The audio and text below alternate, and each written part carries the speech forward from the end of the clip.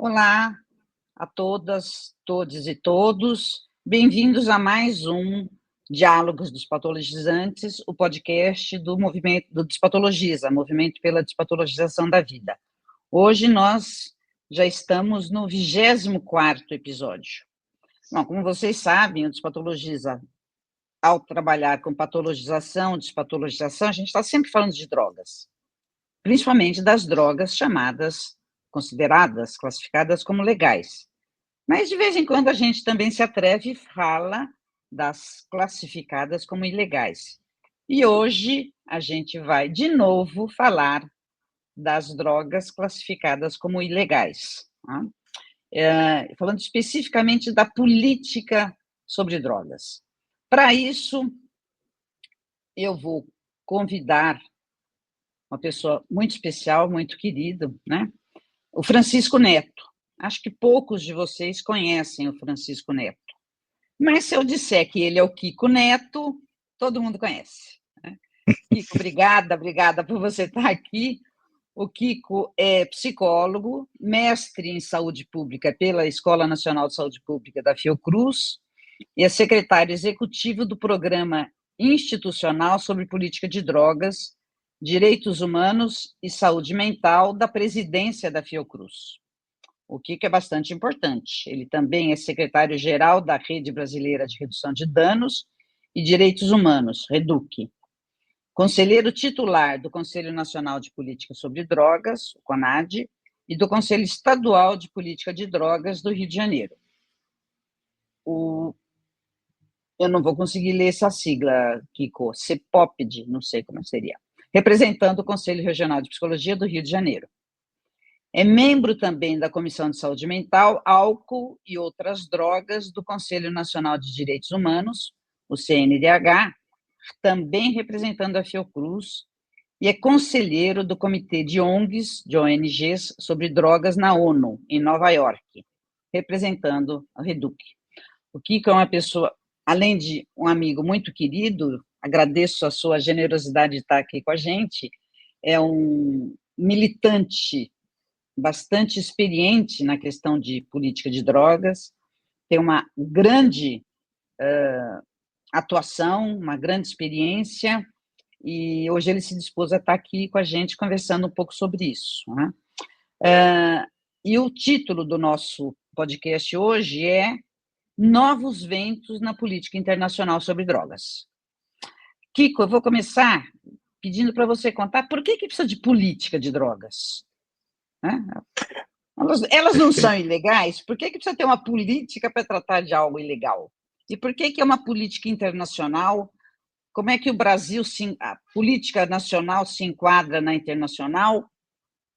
O tempo é todo seu. E conta para nós por que precisa de uma política para tratar do que é classificado como ilegal, porque é algo meio esquisito, né? A política foi o que transformou em ilegal, né? Na verdade, foi para um movimento eminentemente político, né? Que esse processo de tornar essas drogas de forma arbitrária, né?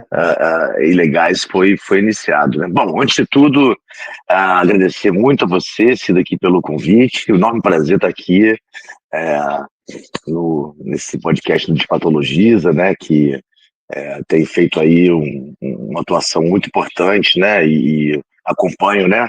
Os vários outros episódios já saíram e acho que tem um trabalho aí super importante, né? Que é feito. É um grande prazer, uma grande honra estar aqui, podendo participar desse episódio agora aqui com vocês. Agradeço a vocês e... Bom, eu assim, né?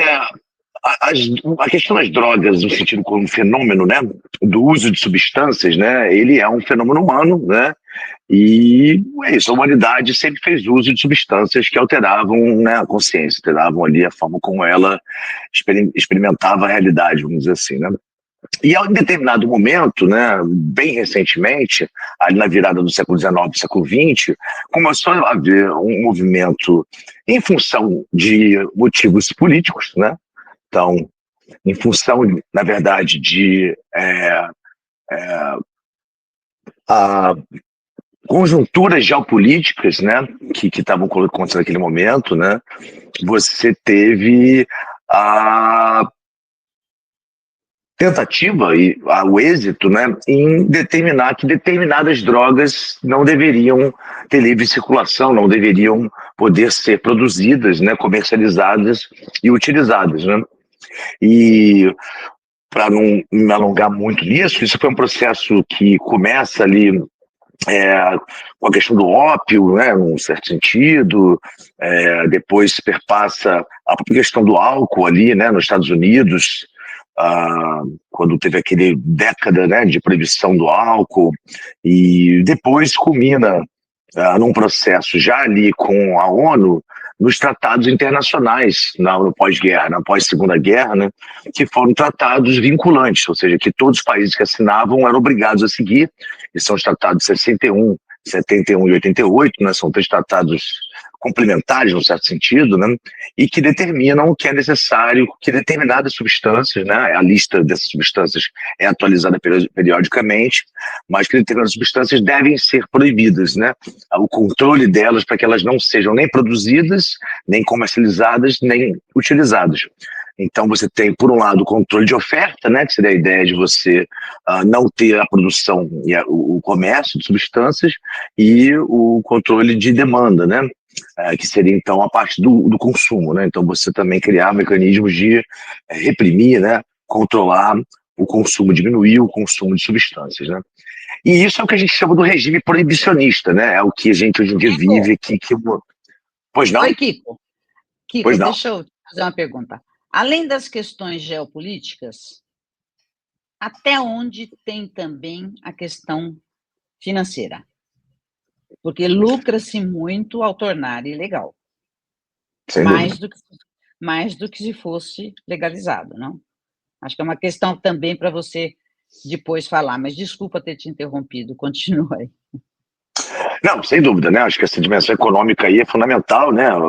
Tanto o regime da proibição quanto o regime da permissão, né, e da regulamentação tem a dimensão econômica envolvida. Já a gente vê aí tanto questão das drogas psiquiátricas, né, que tem toda uma regulamentação aí que a indústria farmacêutica participa e lucra muito, né, quanto também as drogas lícitas, como o álcool, como o tabaco também, que também geram uma economia, né, e tem interesses econômicos importantes, né? No caso das drogas ilícitas, tem toda uma complexidade à parte, né, mas certamente tem uma dimensão econômica muito importante, né, por trás disso. Na verdade, a geopolítica e a dimensão econômica estão sempre misturadas de alguma forma, né, porque os interesses dos países, inevitavelmente, também são interesses econômicos, né, que estão envolvidos, né, mas também são interesses, vamos dizer assim, que envolvem preconceitos, estigmatizações, racismos, né, classismos. Então, na verdade, você pode usar a proibição, né, a regulação, o pretexto, o uso de substância para diversos objetivos distintos, né,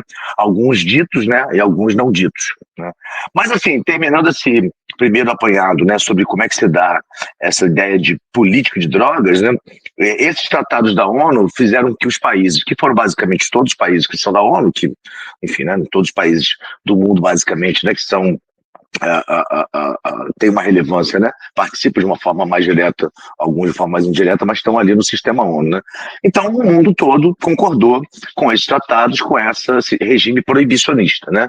E a interpretação que foi feita desse regime, no primeiro momento, era também de que necessariamente havia, né, uma imposição de que não só aqueles que produzem e que comercializam, ou seja, os traficantes, produtores e traficantes de substâncias, né, assim chamados, como também os usuários deveriam ser criminalizados, né, presos, sofrer prisão devido ao uso, e essa seria a melhor forma de controle, né, dessa demanda de substâncias. E a gente tem um caminho aí, já tem algumas décadas, né, de produção de uma crítica aos efeitos que esses tratados, né, de proibicionistas, né, produziram efeitos colaterais, efeitos a princípio não desejados, que às vezes podem ser entendidos como também desejados, né, e que têm impacto muito grande na saúde e na sociedade, né, gera um grau enorme de violência, né, que não está ligado ao uso da substância, sim à ilegalidade, né? Então, o entendimento que a gente tem atualmente é que é necessário repensar, rever todo esse consenso internacional, que a gente chama um consenso proibicionista, que de fato não é mais um consenso. Quando a gente fala de novos ventos da política internacional, é exatamente a construção que vem sendo feita aí por vários atores, né, por atores de alguns países, movimentos, organizações da sociedade civil, né, que têm conseguiram quebrar esse consenso pela perpetuação da guerra às drogas, desse regime proibicionista, né? E isso no âmbito dos órgãos das Nações Unidas também tem acontecido, né? Há uma fratura aí colocada já tem algum tempo, né? Há mais de uma década, e agora se fortalecendo cada vez mais, ao mesmo tempo que estamos vivendo um momento também que não podemos deixar levar em consideração que esses novos ventos, ao mesmo tempo que a ordem global, neste ano, né, com a entrada aí do Trump, com toda essa mudança enorme que ele tem promovido na estratégia geopolítica, né, americana, né, já em um momento conturbado anterior que estava vivendo aí no mundo todo, mas que reposiciona totalmente, faz com que todos os atores, todos os países, né, tenham que se reposicionar, né? Então, você tem todo um acontecimento específico no campo das drogas, num contexto onde também a ordem internacional que foi estabelecida ali com a Segunda Guerra, no pós-Segunda Guerra, onde a própria ONU era um símbolo disso, está sendo totalmente remoldada, né? E com muitas incertezas do como é que isso vai acontecer. Os especialistas, as pessoas que entendem muito desse assunto, estão realmente assim, muito apreensivos, por um lado, e muito incertos, né? Sem saber o que isso vai representar. Estamos num momento aí de muita incerteza. E é isso, nesse contexto, nós temos, então, uma correlação de forças entre atores, países, né, movimentos, né, forças culturais e sociais que defendem a permanência de uma lógica proibicionista, de repressão, de estigmatização daquelas pessoas que porventura fazem uso de substâncias, seja esse uso problemático ou não, né, porque também tem isso, né, a grande maioria do uso de substância não é problemático, mas alguma parte pode ser considerada que sim, e uma outra parte que acredita que é necessária uma reforma da política de drogas. Essa política proibicionista e de repressão deve ser reformada e repensada, né? E nós, da Fiocruz, do Programa Institucional de Política de Drogas, Direitos Humanos e Saúde Mental, do qual eu sou o secretário executivo, e também nós da REDUC, da Rede Brasileira de Redução de Danos e Direitos Humanos, do qual eu sou o secretário-geral, defendemos, né, que é necessária essa reforma. Estamos junto com vários atores aqui no âmbito nacional, né, local, territorial e também internacional, latino-americano, das Américas, do mundo todo, que defendem isso, né? Então acho que talvez esse seja um primeiro apanhado aí mais geral, né, do que é falar de política de drogas no momento atual e o que seriam esses novos ventos, né? Sem dúvida, acho que a gente pode dizer com a entrada do Trump aí, acho que a gente tem o risco de uma tempestade ao contrário, né? Velhas tempestades ameaçando tudo. Mas fala um pouco como é que é o equilíbrio dessas duas correntes, a proibicionista e a que propõe uma reformulação, uma maior adequação, entendendo que o proibicionismo, na verdade, até incentiva, né? E ela tem interesses não exatamente na qualidade de vida, na saúde coletiva, né? Na saúde mental, na saúde pública dos usuários, em uso radical ou não, né? Mas tem outros interesses. Como é que é esse equilíbrio, tanto no Brasil como é que essa posição do Brasil também nesse equilíbrio internacional, né? Para a gente situar um pouquinho melhor esses ventos aí. Eu diria, primeiro, que exatamente o que existe é o não equilíbrio, né? Realmente é um campo de disputa que podemos pensar assim, até a década de 70, a década de 80, né?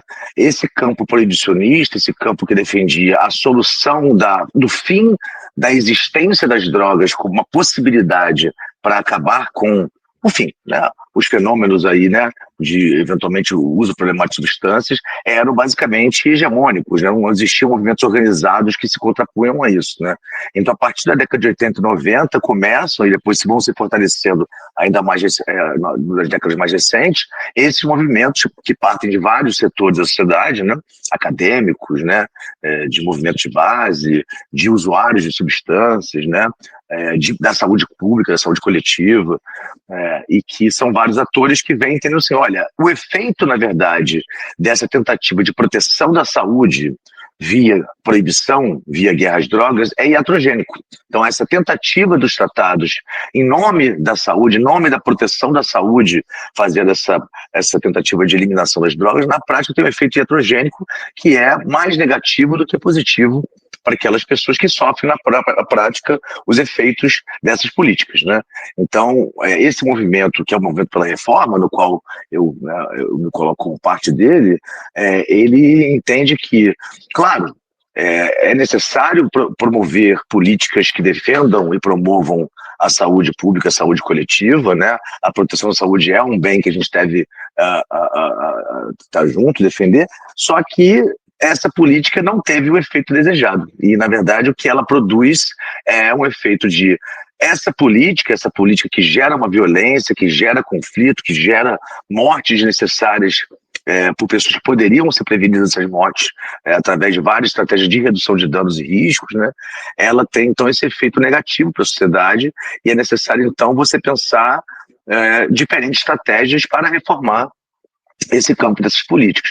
No Brasil, esse campo, assim como no mundo, mas vamos falar um pouco do Brasil, né, se inaugura de alguma forma, no final da década de 80, com um movimento da redução de danos, naquela época ainda voltado para trocas de seringas, né, seringas que eram utilizadas particularmente para uso de cocaína injetável, né, era um nicho pequeno de pessoas, mas um nicho de preocupação grande para a saúde coletiva, né, e as pessoas, em não trocando seringas, compartilhavam seringas e também tinham uma maior possibilidade de ter uma sobredose, uma overdose ali, eventualmente até vindo a óbito, né. Então, a estratégia era impedir o compartilhamento, ou diminuir, né, o compartilhamento de seringas, dando novas seringas, ajudando que fossem esterilizadas essas seringas no primeiro momento, né, para que diminuísse, então, as infecções. Aumentando o risco de AIDS e hepatite, e todas as outras infecções, né? Esse foi a entrada no Brasil a partir disso, né? A partir do movimento da questão do HIV, que estava muito forte ali na década de 80, né? No final da década de 80 no mundo também, mas aqui através do movimento, né? Das pessoas que trabalhavam na saúde pública, na saúde coletiva com a questão do HIV, pessoas que já tinham, né, a HIV e que entenderam que isso era uma estratégia fundamental para poder diminuir a transmissão, ou seja, não compartilhar seringas era fundamental para ter uma medida protetiva da saúde, né? E isso naquela época foi dito. Assim como foi a luta para a distribuição de camisinha nas unidades básicas de saúde. Que também foi vista de uma forma hipócrita. Exatamente, visto de uma forma muito moralizante, como se aquilo fosse um incentivo ao sexo, e aí no caso das seringas, um incentivo ao uso de substância. E hoje em dia nós temos já várias produções científicas muito robustas que mostram o quanto que essas estratégias, né, de troca de seringas, de produções de salas de uso seguro, né, onde as pessoas que fazem uso não só injetável, mas também injetável, você reduz drasticamente a transmissão, né, de ISTs e também reduz drasticamente o número de overdoses, pessoas que você vê nos Estados Unidos que tem uma política mais draconiana nesse sentido, agora tem melhorado um pouco depois aí de muitos anos aí de dezenas de milhares de mortes todo ano, né? E você tem isso, né? Esse efeito de muitas mortes necessárias, né? Porque você não tem uma política pragmática de redução de danos e riscos. E é através dessa política que começa aqui, né, no final da década de 80, 89, em Santos particularmente, né, ali com o Davi Capistrano, né, o Fábio Mesquita estava ali, o Ticanori, e são pessoas, então, e dali você começa a ter essas estratégias que vão se ampliando, não é somente sobre o uso de usam injetáveis, não é somente troca de seringa, são outros métodos, outras estratégias, né? Algumas delas mais técnicas, outras mais do campo mais clínico, né? Que a gente vai poder pensar ali. E você vai criando esse campo no Brasil e diversos atores, né? Que são da saúde, a saúde coletiva, outros atores que vêm por uma lógica do direito, né? Dos operadores do direito, né? Da justiça, que entendem também que a proibição gera efeito de aumento de encarceramento enorme de pessoas que não cometeram crimes violentos, mas que estão ali por causa de pequenas quantidades de substâncias, seja para uso, seja para venda, né? Enfim, como é que diversos atores aí também no campo da justiça e do direito começam a pensar isso. Então a saúde, o direito e, obviamente, os próprios pessoas que usam, as pessoas que são afetadas por isso nos territórios, né? E que hoje em dia são atores fundamentais nessa luta pela reforma, né? Podemos dizer que hoje em dia as pessoas que vivem nos territórios conflagrados, né? Aqui no Brasil, certamente, México, Colômbia, né? E que são territórios das favelas, das comunidades, onde os conflitos armados, né? Esses territórios conflagrados estão ali acontecendo e os efeitos para a população são enormes, né? Então, tanto em termos de risco de violência e de sofrer a sua saúde física, né? Sofrer, enfim, uma bala perdida que não é muito bem perdida, né? Uma bala achada que vale para as pessoas que estão ali nesses territórios, moram e circulam ali, seja também em termos de saúde mental também, né? Porque você morar num território desse tem impactos enormes ali em termos de produção, obviamente, de uma situação traumática, né? E muito adversa, né? Para você poder dar conta, o quanto que isso atrapalha acesso ao emprego, permanência ao emprego, acesso à saúde, fechamento de postos, acesso à educação, as escolas que fecham e que têm, enfim, constantemente, né, são interrompidos ali. Então, as pessoas que são uma parcela muito importante da população aqui no Brasil, particularmente aqui no Rio, certamente, que sofrem com isso porque moram nos lugares onde a razão que aquela situação se dá, né, em boa parte em função da guerra às drogas e do proibicionismo, né? Isso hoje em dia já desenvolveu para outras situações também, mas assim, acho que aqui no Brasil você tem um cenário que, se a gente colocar assim, né, o que a Colômbia já viveu, hoje em dia está um pouco diferente, o que o México também ainda vive, né, o que o Brasil vive é onde você vê os efeitos da guerra às drogas de uma forma e a população sofrendo muito em função desses efeitos adversos, o quanto que essa política e essa guerra gera mais danos do que, às vezes, os próprios danos relacionados ao uso eventualmente problemático das substâncias. É mais uma guerra aos usuários, né, do que uma guerra às drogas.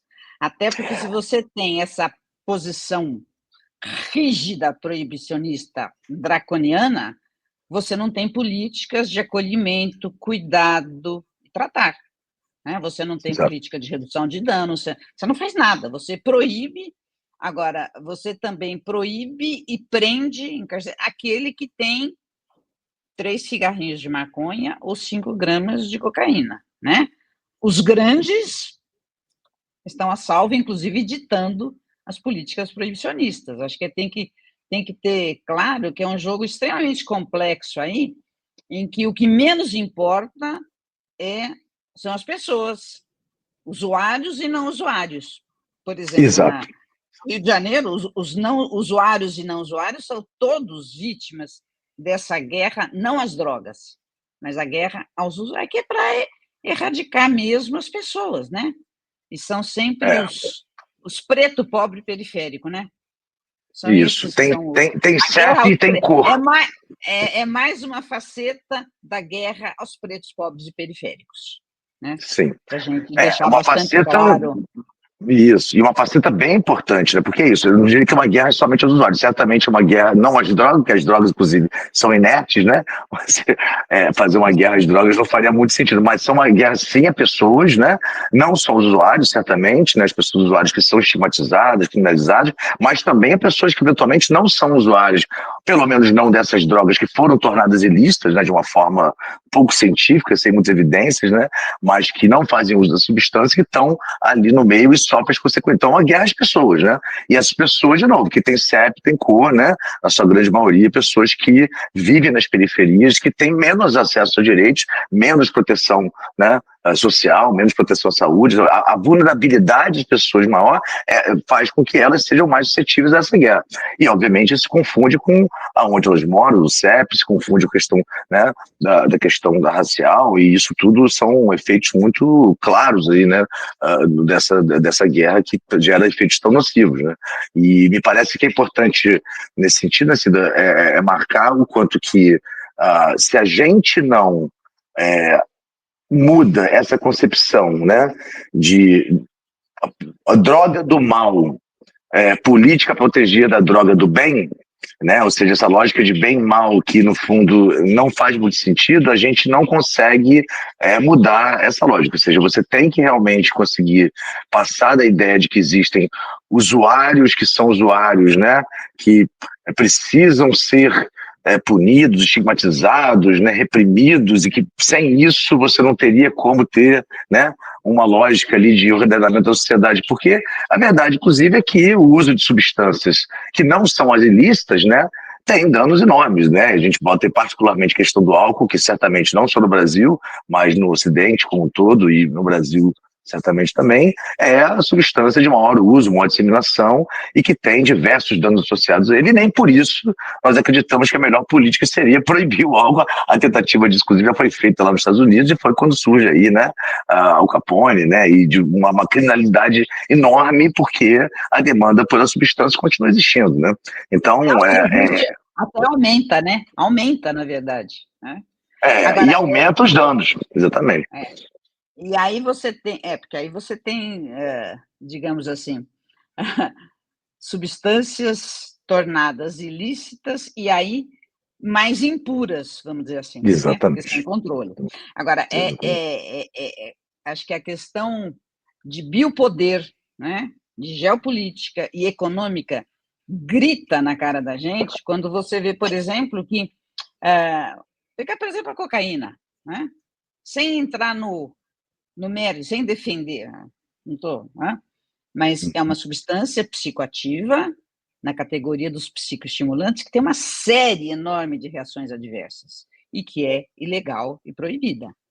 Mas você tem substâncias psicoativas, psicoestimulantes, com o mesmo mecanismo de ação e as mesmas reações adversas que são usadas para crianças em idade pré-escolar, como metilfenidato, a lisdextroanfetamina, a anfetamina que é usada tranquilamente, especialmente por mulheres, por uma questão de modelo de corpo, né? E que viciam, sim, provocam dependência química, né? E que tem reações adversas em todos os sistemas e órgãos do corpo, né? Inclusive com suicídio, morte inexplicada, morte súbita inexplicada, tudo isso é mais do que comprovado, mas disso não se fala, né? Então, por exemplo, o metilfenidato é uma pilulinha que vai ajudar a controlar a sua criança, para que ela se torne, como é bem chamada, a droga da obediência, né? E não sou eu que chamo assim, mas é chamada mundialmente de droga da obediência. E a cocaína, ok, não estou defendendo a cocaína, mas é o mesmo mecanismo de ação, é as mesmas reações adversas, inclusive algumas das reações no metilfenidato é muito maior, é 7 vezes maior que a da cocaína. E não se fala disso. Sim. Talvez porque a indústria farmacêutica controle o metilfenidato e ainda não descobriu como vender pílulas de cocaína, né? Talvez chegue lá, aí libera. Não, eu acho que assim, essa discussão é super importante, porque o que a gente vive é realmente um cenário muito, assim, né, assim, pitoresco, né, porque você tem uma série de substâncias que foram proibidas lá atrás, nesse tratado de 61, como o caso da cocaína, depois outros em 71 e tal, e que são colocadas como tabu da droga demoníaca, né? A indústria descobre outras substâncias depois e consegue enquadrar um uso terapêutico para elas, como você diz, mecanismos já são muito parecidos, e você faz 2 mecanismos muito equivocados, ao meu ver, né? Um de demonização de determinada substância que não é não procederia, né, essa demonização no grau como é colocado, e outra de até glamorização, de colocar como sendo uma situação mágica, né, e aquela coisa do fármaco, né, a mesma substância que pode ser um remédio pode ser um veneno. Então, assim, como é que você cria esse critério muito arbitrário, né, muito em função de interesses econômicos, e que, para mim, não se trata nem de demonizar, nem de glamorizar, nem a cocaína, nem o metilfenidato, porque eu acho que também é isso, né? Certamente, de formas, tem momentos onde você pode ter benefícios de determinado uso de qualquer substância, seja ela considerada psiquiátrica ou não psiquiátrica, ilícita ou lícita, né? Então, a lógica de demonização, glamorização é que é um problema, né? E a gente defende, inclusive, isso numa regulação responsável, né, que seria também tirar do ultraproibicionismo, que gera tantas consequências negativas, como, por exemplo, a cocaína, tá, né, e da promoção comercial, que gera consequências também super negativas, também, como é o caso, certamente, do álcool e de alguma forma também de algumas substâncias psiquiátricas que estão, na prática, sendo estimuladas e, né, comercializadas como sendo soluções simples para questões que enfim, né, são muito mais complexas e que não envolvem somente um diagnóstico numa infância ali e uma substância mágica para resolver, né? Então, eu acho que essa lógica de demonização, glamorização, a gente tem que sair dela, né? Ou seja, bom, que existem situações onde o metilfenidato e essas outras substâncias que estão sendo usadas podem ser úteis, sem dúvida nenhuma. Existem circunstâncias também onde a cocaína não gera um dano tão relevante. Tem um dado importante da ONU nesse sentido, eu acho, Cida, que é o seguinte, né? Esse é um dado de um relatório anual que a ONU lança já há décadas, né? E que eles estimam mais ou menos qual é a prevalência de uso de substâncias ilícitas e qual é a prevalência de o que eles considerariam um uso problemático, né? E isso tem uma certa estabilidade, os números realmente variam, mas fica mais ou menos ali em 10, 11% da população que faz uso de substâncias ilícitas que tem um uso problemático. E eu acho que a questão é um pouco essa, assim, olha, cabe a nós da saúde coletiva nos preocuparmos quando existe um uso problemático. O que considera um uso problemático? A gente tem que poder pensar, tem várias controvérsias, questões aqui que coloca o que vai fazer aquilo ser problemático ou não. Mas vamos assumir que exista, né, um limiar que coloca que a pessoa ali tem um uso problemático. Isso cabe, de fato, a nós da saúde coletiva, da saúde pública, intervir, a gente poder criar, né, técnicas, poder criar intervenções, poder criar dispositivos, né, serviços que possam dar conta disso. Mas isso é uma porcentagem de 10, 11, enfim, né, um pouco mais, um pouco menos, dependendo do contexto, dependendo da substância, e o resto das pessoas, inclusive dessas drogas demonizadas, né, não tem um uso que seja necessariamente tão problemático, né? Isso é meio contra-intuitivo, né? As pessoas tendem a achar que todo mundo que faz uso de substâncias pesadas, né, são pessoas que fazem um uso que é problemático, aquilo é necessariamente problemático. Aquela propaganda clássica que tinha também antigamente, né, da estigmatização praticamente do crack, né? Basta uma vez para você nunca ser o mesmo, né? E que é uma coisa que não faz sentido, você não tem como usar uma substância somente uma vez e se tornar dependente dela. A dependência necessariamente implica na repetição do uso em determinado contexto, onde aquilo ali vai gerando, né, uma adesão, eventualmente uma tolerância, né, e uma coisa, eventualmente, onde você consiga ter dificuldade de não usar aquela substância. Então, mesmo as substâncias que são consideradas mais demoníacas, mais, né, é feita muito a partir desses mitos, né, enfim, fake news, vamos dizer assim, que são criadas e que a gente, obviamente, por querer proteger a saúde das pessoas, acaba dando aquela substância perigosa e tal. E claro, são perigosas, são uma substância que gera, né, a possibilidade de 1 em cada 10 pessoas, né, terem um problema, é uma coisa que a gente tem que ter atenção. Mas também saber que existem esses outros 9 em cada 10, né, uma porcentagem mais ou menos por aí, de pessoas que fazem uso e não desenvolvem mais problemas com aquilo aí. Então, essa lógica de demonização e glamorização tem que ser quebrada, né? As substâncias são inertes, as substâncias não são elas demoníacas ou elas salvadoras, né? Tem a ver com o contexto de uso, tem a ver com quem usa, tem a ver com como se dá isso, qual é a função que aquilo tem para aquele indivíduo, né? E somente com essas nuances a gente pode pensar numa política de drogas que faça sentido, né? Eu acho que é um pouco isso aí, que o diálogo que vocês estão colocando aí das drogas, dos psicoestimulantes, né? Que são estimulados, né, pela indústria, e aqueles, por outro lado, que ainda são proibidos e reprimidos e estigmatizados, né, profundamente. Né? Kiko, conta um pouquinho agora de como é que tem sido esses avanços na política brasileira, de onde que você tem participado ativamente e que a gente sabe que tem tido resultados bastante importantes, né? Acho que é legal a gente Sim. saber o que está acontecendo aqui, pertinho de nós, para depois a gente Sim. encaixar na galáxia. É, claro, sem dúvida. Eu acho que tem algumas escalas temporais distintas que a gente tem que poder pensar esses avanços, né? Porque, na verdade, a gente tem, assim, vamos dizer assim, certamente se você olhar para a política brasileira década de 70 e 80, quando você tinha ali, né, a década de 90 ainda, né, início dos anos 2000, a figura do 12, do 16, né, que o usuário ainda era tecnicamente considerado um criminoso, que era preso, que deveria sofrer, né, uma punição ali de cadeia ou uma punição maior, né, até o cenário atual, você tem avanços, mas são avanços muito contraditórios, né, porque ao mesmo tempo que a lei de 2006 tirou a figura da punição ao uso, ela abriu uma brecha para que diversas pessoas que eram usuários sejam enquadradas como traficantes com uma pena muito maior. E como você falou, pequenas porções, né, seja pessoas, às vezes, sendo somente usuário, ou eventualmente sendo também pequenos comerciantes, microtraficantes, microcomerciantes de drogas, né, e que começaram a sofrer penas enormes, o que houve um aumento de encarceramento gigantesco, né. Então, nesse sentido, um avanço na lei geralmente tem um efeito negativo muito grande, né. 25% da população carcerária, que aumentou em quase 1000% desde a década de 90 aí, são em função de lei de drogas, né? E isso é um efeito nefasto que a gente ainda tem que reverter, né? Então, dito um pouco isso sobre essas contradições, a gente tem conseguido acompanhar, vamos dizer assim, desde o início dos programas de redução de danos, né, de uma quebra dessa lógica puramente de estigma em relação ao uso, uma mudança cultural progressiva, né? E aí alguns governos mais sensíveis a isso, alguns menos, né? Então, você tem ali, ainda na década de 90, a expansão dos programas de redução de dano, no começo dos anos 2000, né?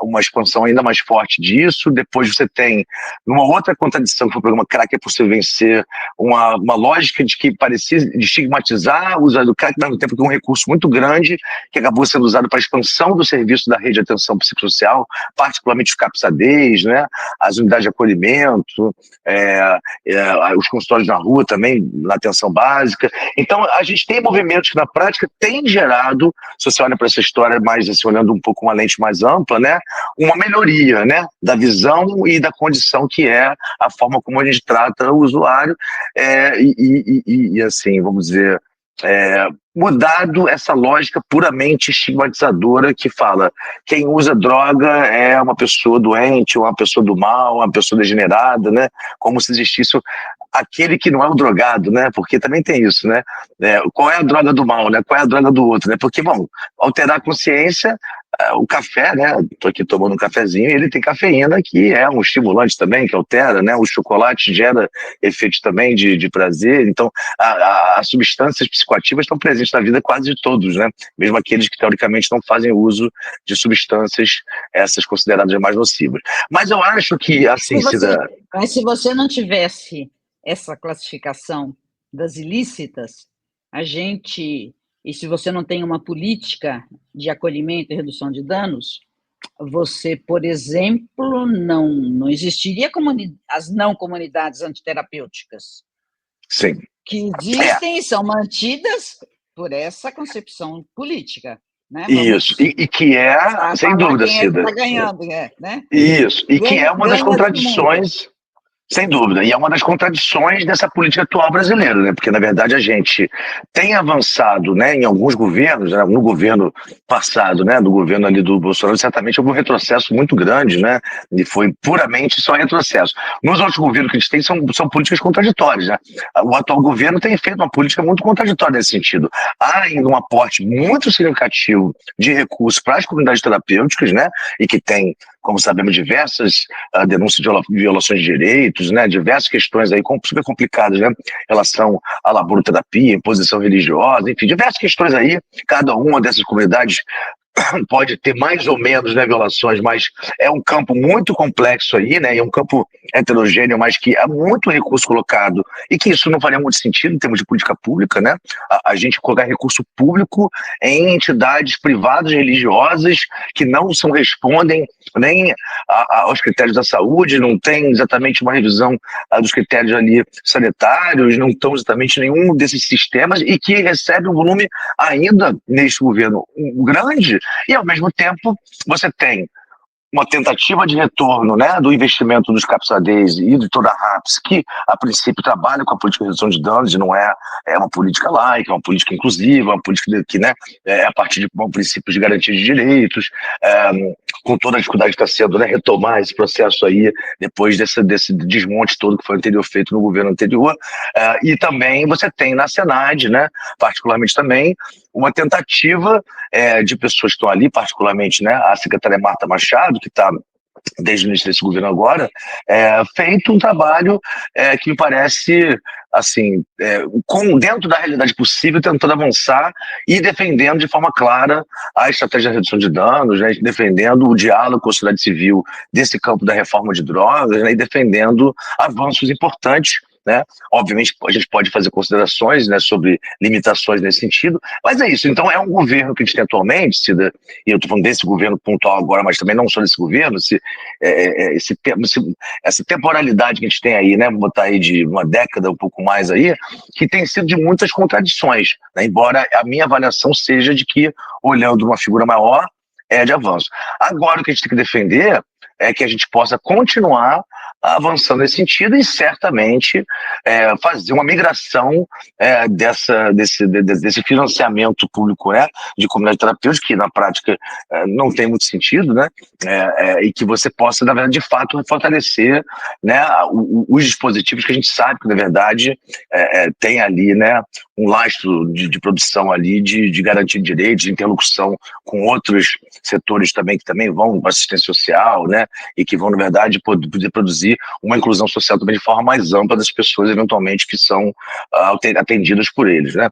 Então, isso é um lado. Do outro lado, Cida, tem a atuação brasileira também nesse sistema internacional e nesses organismos internacionais, né? E isso, na verdade, eu acho que está um pouco mais claro quanto que há um avanço, né? Quem capitaneia isso no campo internacional é a Senad, né, a Secretaria Nacional de Drogas, né, que é vinculada ao Ministério da Justiça e que tem interlocução com outros atores do governo, e que eu, inclusive, tive a oportunidade de estar lá em Viena, né, onde é a sede da Comissão de Drogas Narcóticas, né, que é a comissão da ONU que representa ali o corpo que decide quais substâncias devem ou não ser restringidas, proibidas e tal. E então é o centro, todo ano tem uma reunião lá em Viena e que, enfim, né, os países que são membros dessa comissão se reúnem para poder dar seguimento aí, né, à política que está em vigor, né, e tem uma série de países, particularmente, né, muito atuante nesse momento, a Colômbia, além do Brasil aqui na América Latina, né, o Uruguai tem posições que costumam ser muito interessantes também, né, na Europa tem uns países também que têm posições bastante progressistas, o Canadá, né, os Estados Unidos, na gestão anterior, né, ainda no Biden, tem uma postura bem interessante, ele incluiu na CND 2024 uma resolução que defendeu que a política de redução de danos fosse uma política válida, né? E foi a primeira vez que isso aconteceu e foi aprovada, foi aceito na CND isso. Então, agora com o Trump a gente volta para um lugar totalmente outro, depois eu posso falar um pouco mais sobre isso. Mas assim, você tem, dependendo das gestões, né, e tal, mas uma série de países que tem defendido o Brasil, nesse momento certamente é um deles, né, porque se você não muda essa lógica dos tratados vinculantes, Cida, você não consegue mudar no nível nacional. Ou seja, os países que estão nos tratados internacionais, que são basicamente todos, decidiram que isso vinculava eles ao estado de proibição. Então a gente tem que mudar a forma como se está se dando a construção desses tratados para poder fazer com que os países possam ter políticas no nível nacional, no nível local, que não sejam baseadas na criminalização, na repressão. Então a mudança no nível nacional depende dessa mudança no nível internacional, né? E o Brasil tem feito junto com outros países, né? E aí eu quero também destacar muito a Colômbia. Eu estive agora na Colômbia recentemente numa conferência internacional de redução de danos que não acontecia na América Latina desde 1998, né, e que foi muito importante, muito interessante, e que, assim, né, a Colômbia tem colocado de forma clara olha, para nós aqui da Colômbia, isso dá para extrapolar para a América Latina como um todo, mas certamente para a Colômbia, se a gente não toca na questão da regulação da cocaína, a gente não consegue mexer na questão da guerra às drogas, porque o grande grosso do interesse econômico e dos impactos que tem socioeconômicos, culturais para eles lá, tem a ver com a produção de cocaína.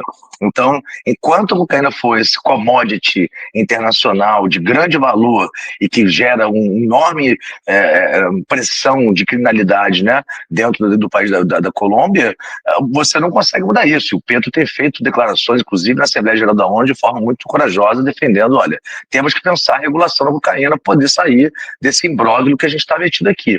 Nós aqui no Brasil não somos produtores de cocaína, mas certamente somos, né, passagem, né, então a gente o escoamento talvez aqui, tem impactos enormes disso no campo amazônico também, né, se mistura com outras ilegalidades ali que tem de garimpo, de questões ali de extração, extrativismo, né, e diversos outros elementos ali que a criminalidade ligada à questão da cocaína, né, do movimento do tráfico de drogas também se beneficia, né. Então nós aqui no Brasil também iremos beneficiar de começar a pensar, a gente tem avançado já há algum tempo nessa questão da cannabis, da maconha, né? Acho que é um ponto importante tocar também, né? Nós da Fiocruz temos defendido também, né, todo esse avanço da maconha, da cannabis terapêutica, né, de como é que isso é um avanço necessário. Tem um avanço também da questão da cannabis ser menos estigmatizada, né? Agora o STF, né, o Supremo Tribunal Federal, decidiu, depois de um longo período aí, né, pela descriminalização de um porte de determinada quantidade de maconha, né? Isso são avanços parciais, avanços limitados, mas importantes. Mas não dá para ficar só na maconha, temos que ir para além, né? E certamente aqui na América Latina a cocaína seria essa fronteira que a gente teria que andar também.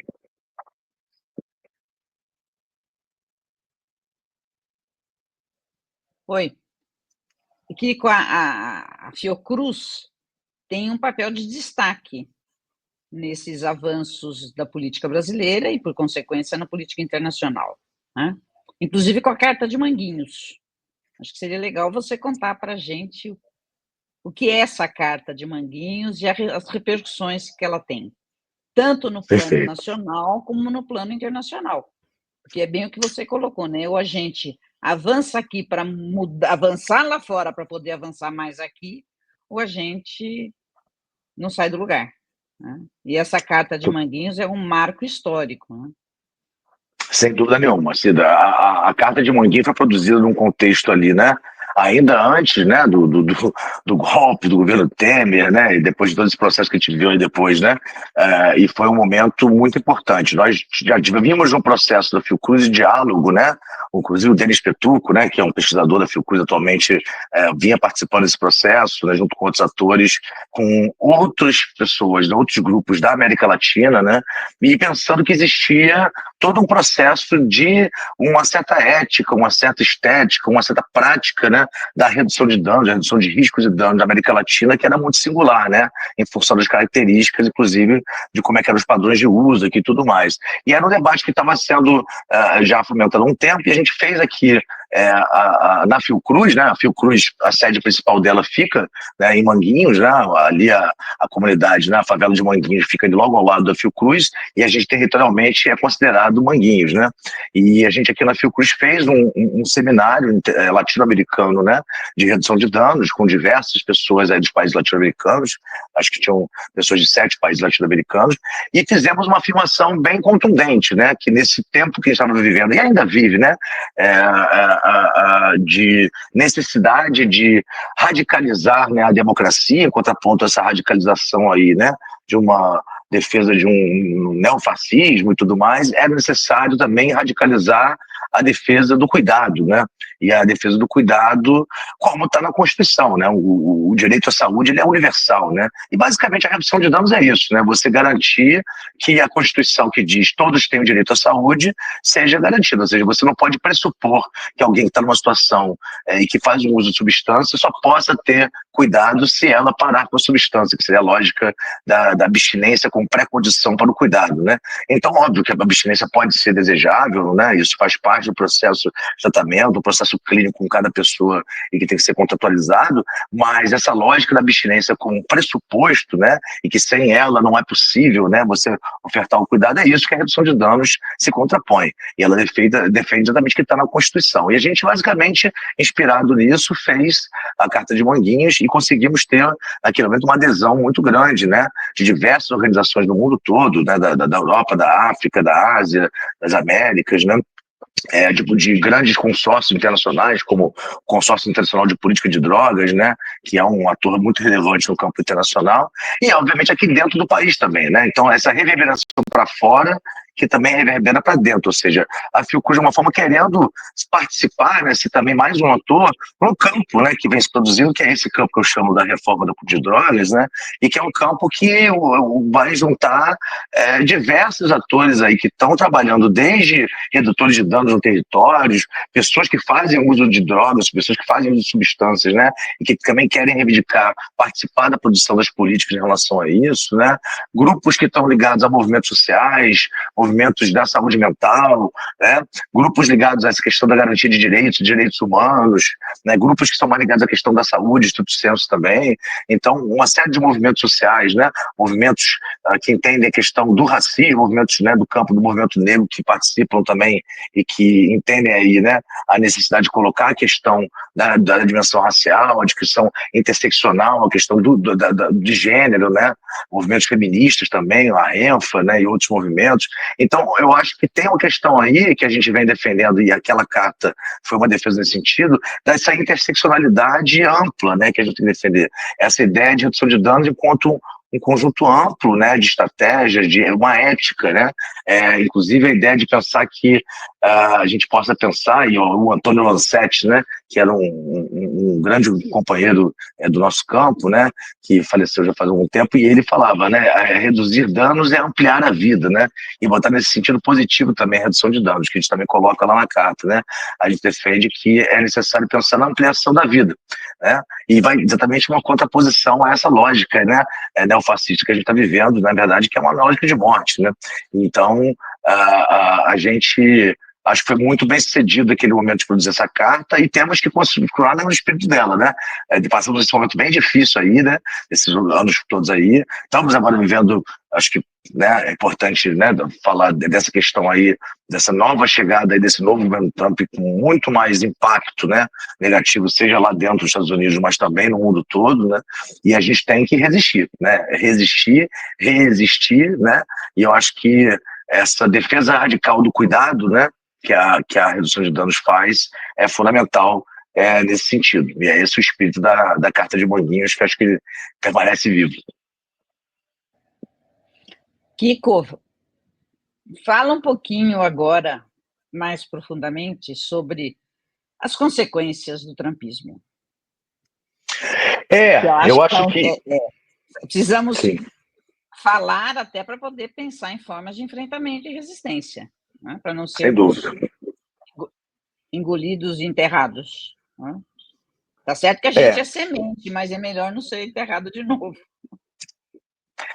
Eu acho que assim, né, Cida, inclusive é isso, né? Tem uma parte de uma dimensão que eu acho que é mais ligada aí, especificamente ao campo da política de drogas, mas eu acho que é outra também que tem a ver com a lógica mesmo da nossa defesa, né, da saúde pública, do SUS, do Sistema Universal de Saúde, né, e que eu acho que a gente tem que ampliar, ou da macropolítica no sentido maior mesmo, né, porque eu acho que, pensando na parte mais das drogas, né, o que ele vem defendendo são coisas absurdas, né, inclusive lá em Viena esse ano, o governo, agora sob o comando dele, vetou todas as resoluções que seriam produzidas em consenso dos países, resoluções, inclusive, que tem uma linguagem muito amorfa, muito pouco assim, né, de pouco significado ali, né, de qualquer avanço, e que ele colocando assim, olha, a gente é contra qualquer resolução que é baseada na ideologia de gênero, porque a gente acredita que não existe gênero, que existe são dois sexos, o masculino e o feminino.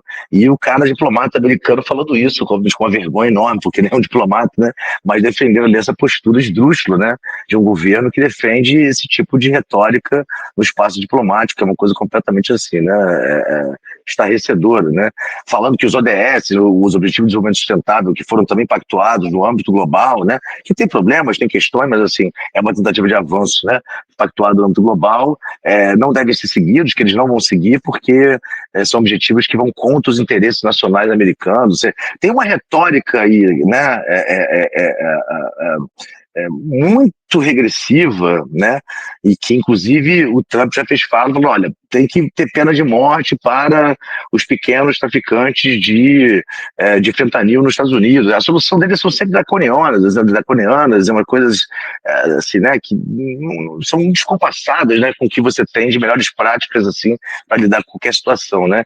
E é isso, uma coisa muito idade medista, né? E eu acho que as consequências disso são, assim, muito grandes, né? Acho que a gente, até porque o Trump já tinha sido presidente no outro momento, a gente tende a falar, poxa, vai ser mais do mesmo, né? E eu tenho uma avaliação que é um pouco pior do que isso, porque de uma forma ele conseguiu reunir nesse segundo mandato diversas pessoas que, no fundo, são enablers, né? São pessoas que conseguem fazer com que aquilo que ele queria fazer no primeiro momento e um certo estado ali de pesos e balanças lá, como todo Estado-nação tem, de alguma forma preveniu, né? E agora é isso, é a destruição total dos sistemas de proteção social, acabar com todo o serviço público americano internamente, nessa política ali de mandar um e-mail e demitir dezenas, centenas de milhares de servidores públicos americanos, né? E externamente essa lógica de voltar a querer ocupar, né? E anexar o Canadá. Cortar financiamento de pesquisa, ameaçar publicações acadêmicas, né? Uma lógica altamente bélica e totalmente de assim, afastamento de qualquer multilateralismo, né? Então, cortar o financiamento, a participação na OMS, né? A Organização Mundial da Saúde, que, obviamente, não tem, a princípio, nenhuma questão político-ideológica envolvida, é um sistema de proteção da saúde global, né? Cortar a participação nas comissões de direitos humanos, cortar o apoio daquela agência, né, de apoio americana, o USAID, né? Que dava apoios a, enfim, pessoas em situação de grande vulnerabilidade ali na África, questão de fome, né, de miséria, enfim, uma coisa realmente ali muito, muito estarrecedora ali de querer puxar totalmente, né, retirar totalmente a lógica do multilateralismo e do próprio conceito que os Estados Unidos criaram, né? Incrivelmente, a gente sempre teve muitas críticas, né, a esse sistema internacional que foi criado a partir da vitória, né, que os Estados Unidos foram os principais beneficiários da Segunda Guerra em diante, e eles agora dizendo, olha, esse sistema, na verdade, que a gente criou não está nos favorecendo, a gente quer uma coisa agora que vocês que se danem aí e tal, né? E isso tem efeitos enormes, né? E tende a aumentar muito, né, a desassistência, né? E o sofrimento, né? E a pobreza, né? E certamente pessoas vulneráveis que também fazem uso de substâncias, né? Que vão também começar a ficar desassistidos de várias formas, né? Então é isso. Eu acho que tem uma situação aí, né? Que os atores aí de cada lugar, de cada país, têm que pensar no nível local e também no nível global, como é que vão se articular para poder dar conta numa contraposição, né? Numa resistência aí a essa lógica idade-medista, na verdade, né? Da Idade Média, né? Que esse governo Trump tem colocado aí, né? E isso parece distante, mas ao mesmo tempo está próximo de qualquer pessoa que trabalha diretamente com essa questão de pessoas que estão em situação de vulnerabilidade, porque tende a aumentar a vulnerabilidade, né, dessas pessoas que estão nessa base aí, né, do mundo que a garantia de direitos é mais frágil para elas, né?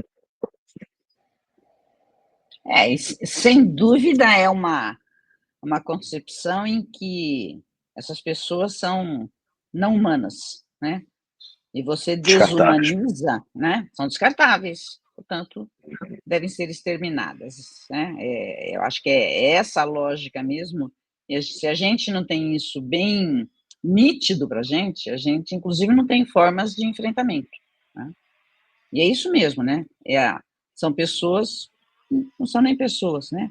São objetos, seres descartáveis, não são humanos, né? Numa política que ela, sim, é desumana e desumanizante, né? Eu sempre digo que quem tem essa concepção, esses, sim, são os não humanos. Se eles não conseguem enxergar os outros como humanos, eles não são humanos, né? Quem desumaniza, quem busca desumanizar, ou tornar não humano aquele que é diferente ou desigual, né? Esse sim é que é o não humano, que falta para ele tudo aquilo que constitui a subjetividade de um sujeito histórico, cultural, né? Enfim, o que nos constitui como seres humanos. Né? Tá brabo, né? Um Tá risco brabo. de um retrocesso violento. E como podemos juntar forças com esses desafios todos postos, né? Mas que a gente tem se conseguido avançar, né? Mas agora com novos desafios ainda maiores, como é que enfrentar esses desafios para acolher, proteger e cuidar das pessoas fragilizadas, vulnerabilizadas e conseguir disseminar e construir, de fato, uma política fundada na ética e no cuidado e no conceito de saúde. Né? Quer dizer, como podemos juntar forças nessa resistência? Quer dizer, como é que podemos reinventar, né, nossos modos de agir? Eu acho que precisamos reinventar para reexistir. Sem dúvida, Cida. Acho que essa é a grande pergunta e acho que a gente está bastante perdido nesse sentido, né? Eu acho que essa mudança muito rápida, né, dessas últimas décadas, né, a questão das tecnologias, das redes, das mudanças de comunicação, dessa emergência, né, dessa ultradireita malucada aí, né, que toma conta a partir de desinformação, tudo tem colocado a gente muito desnorteado, né? E os parâmetros que a gente usava antigamente para poder pensar a organização dos trabalhadores, né, das pessoas em situação de vulnerabilidade, né, eles, na verdade, têm que ser repensados, né? Tem um amigo meu, né, e que eu acho que é um pensador que está tentando fazer isso, é o Rodrigo Nunes, né, tem circulado aí bastante aí o mundo, tentado dialogar com os diversos atores aí, ele é um filósofo, mas trabalha com filosofia política, né, e ele tem tentado pensar esses desafios, né, como pensar como é que as esquerdas, como é que as forças progressistas, né, o nome que a gente queira dar aí, né, podem, na verdade, repensar uma atuação nesse momento onde que os instrumentos que a gente tinha antigamente têm se mostrado pouco eficazes, né? Inclusive nesse sentido da precarização do trabalho, da precarização das relações sociais como um todo, né?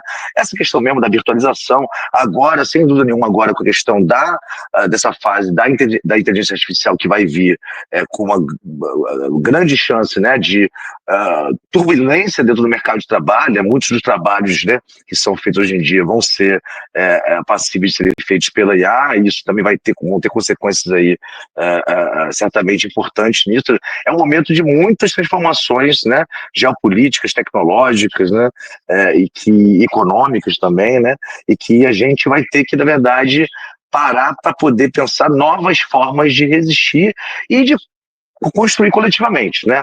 E isso vai implicar também a gente poder ficar menos bélico nas diferenças entre nós, né? Inclusive, eu acho que também tem isso, né? A gente teve um momento, talvez aí no passado recente, que havia uma situação de um certo conforto dentro de uma certa estabilidade, aí não uma estabilidade boa, né? Não uma coisa que estava tudo bem, mas que as lutas internas entre os campos progressistas são válidas, né? E eu acho que nesse momento agora a gente vai ter que ter também essa capacidade de ficar menos voltado para as divergências, né, e eventualmente, né, os conflitos entre nós, e voltar mais como é que a gente pode criar uma estratégia comum diante dessa ameaça que é isso, né, que na verdade é esse neofascismo, né, que é essa ideia de nova idade média, né, que tem sido defendida. Eu estava vendo outro dia aqui, né, o Steve Bannon, que é um dos grandes ideólogos, né, desse pessoal, e basicamente isso que ele defende explicitamente, né, ele quer uma nova ordem da idade média no mundo da tecnologia e nesse mundo desse capitalismo contemporâneo, né?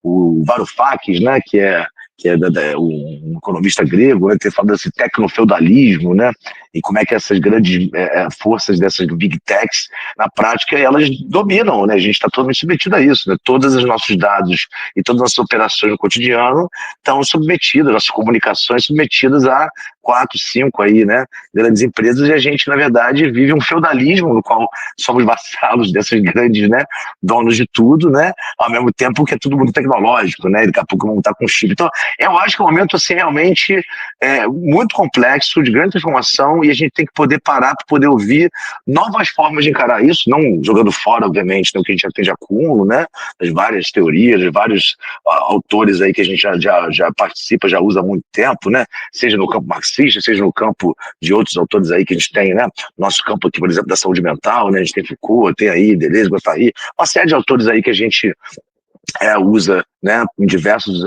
campos, e que eu acho que a gente vai ter que poder produzir novas coisas, né, e produzir novas leituras para produzir novos instrumentos, novas armas para poder travar essa batalha aí que é bem diferente das que a gente travou aí no século XX, vamos dizer assim, né?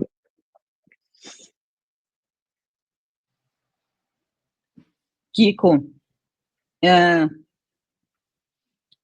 não tenho como agradecer toda essa sua reflexão, sua generosidade de estar aqui com a gente, nos ajudando a pensar novos modos, né? E outras possibilidades da gente continuar na luta por construir outros mundos possíveis, outros futuros possíveis, né? A gente não pode desistir das nossas utopias. E não desistir significa reinventar, é o que você falou, sem abandonar, mas a partir dos saberes já construídos, já acumulados, reinventar e construir novos, né? E nos aglutinarmos, né? Não dá para continuar nessa luta. Não tenho como te agradecer em meu nome, em nome do Despatologiza. Se você quiser falar algo mais, e sempre lembrando que esse é um espaço que está totalmente aberto para você, né? Porque você também é um militante do Despatologiza. Não vamos deixar de frisar isso. Aliás, um querido amigo e querido militante do Despatologiza. Olha, se dá um enorme prazer, fico com vontade de te dar um abraço, estar aí com você fisicamente aí, né? No tempo que a gente não se vê presencialmente. Tá na hora da gente combinar, né? Tá na hora, Pois né? De é. abraço, olho no olho, né? Corpo no corpo, né? Tá? As telas Pois é. ajudam, mas também atrapalham. Bom, e é isso, né? Eu acho que é um pouco isso, né? Como a gente pode usar esses novos instrumentos, né? Porque são realmente são potentes e tal, né? Sem perder isso, né? Essa ideia aí do afeto, né? Da imanência e tudo mais. Eu acho que, no fundo, tem uma coisa aí da intensidade, né? E da efusividade aí humana aí, né? E não só humana, mas certamente aí que a gente é atravessado por isso, né? Que a gente precisa manter uma coisa de uma vibração assim, né? Potente, né? E eu acho que eu finalizei um pouco, gostaria de finalizar um pouco colocando isso, né? A gente tem que apostar em encontros potentes, né?